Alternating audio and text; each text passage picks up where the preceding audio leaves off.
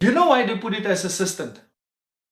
They didn't put it as dealership area manager because they didn't wanted millions of applications.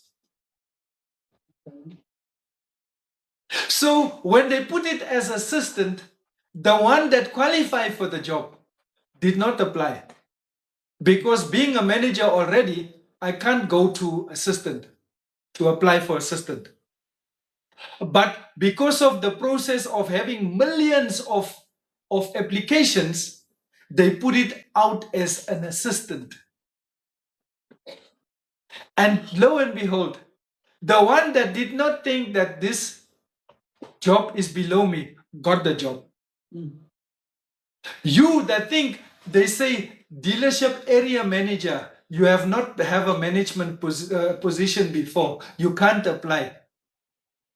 They literally wanted somebody, but yet you had the qualifications. You were working in there.